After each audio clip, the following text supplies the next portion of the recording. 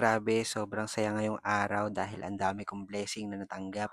Pero bago ang lahat, hi guys, ako si Bok, lumaking mahirap pero mataas ang pangarap. So kanina nga palang tanghali ay pinaliguan ko muna si mama.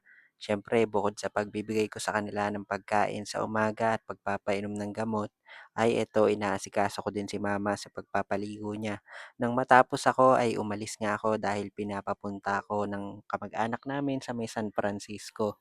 Yun nga pala yung mga bayaw ni mama at kapatid ng asawa niya. Ang dami nga nilang aso dito kaya naman sabi ko, oh, kapraso lang ang kagat ah. At ayun nga dahil birthday ni Lolo Boy kaya pinapunta nila ako dito. So bali lola at lolo ko na rin sila. At sobrang sarap nga ng hangin dito sa bukid. Nakaka-refresh talaga. Napakaaliwalas din ang paligid. At eto nga pala si Lolo Boy, happy happy birthday po. Bali ang pasalubong ko sa kanila ay syempre yung tinitinda kong pizza. Tapos eto at nag-alis muna ako ng helmet at itong pantakip ko sa muka. Ang sarap nga kasi ng hangin at presko pa. Kaya medyo na-relax din ako kasi kahit papano ay nakalabas ako. Iniwan ko nga muna sandali si mama. Tapos ay may inihanda nga silang soft drinks kaya naman syempre iinumin ko na.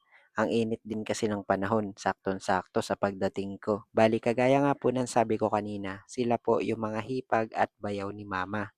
Bali si Lolo Boy po, siya yung kapatid ng asawa ni mama. Kaya naman heto at kamustahan tapos konting kwentuhan. At habang nandito nga ako ay tinawagan namin kanina si mama para makamusta din nila. Si mama sanay naman siya mag-cellphone pero di keypad nga lang. Hindi pa kasi siya sanay sa mga touchscreen. Medyo madami-dami nga rin pala kaming napagkwentuhan, lalo na yung mga pangarap ko sa buhay kaya ako mas lalong sinisipagan. Kasi sabi ko sa kanila, gagawin ko yung lahat para makaraos at bukod dun para matupad yung mga pangarap. Kasama nga din pala sa mga taong babalikan ko kapag naging successful ako kasi malaki din yung natulong nila sa amin. Alam ko bawat pamilya mayroong mga problema na pinagdadaanan at ganun nga din sa sitwasyon nila. Kaya malaking bagay kapag binibigyan nila kami ng mga tanim nilang gulay dahil kahit papano may napang-uulam din kami. Mga isang oras din siguro ako doon at ito nga nagpaalam na ako para umuwi. Baka kasi naiinip na rin si mama at inaantay na ako. Tapos bandang alas 4 at umorder nga yung kapatid ni Kuya Jom. Kaya naman maraming salamat sa inyo, bossing. Tapos ay nag-post nga ako kasi may natira pa dun sa ginawa kong pizza at spaghetti. Kaya naman heto at may umorder din.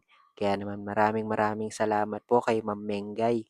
Yun po kasi yung pangalan niya sa FB. Ngayon, unti-unti ko nang naiintindihan yung plano ni Lord na kailangan ko talagang magtiyaga, maghintay at magsumikap na hindi na lang basta sumuko at mawalan ng pag-asa dahil sinusubok niya lang yung aking pasensya. May ilang araw din kasi na wala talagang benta. Kaya araw-araw sinasabi ko lagi, Lord, ikaw nang bahala. At heto na nga, may araw na nasisiro, pero may araw din na may benta tayo. At malaking tulong yon para sa pamilya ko. O paano guys, hanggang dito na lang. Salamat po.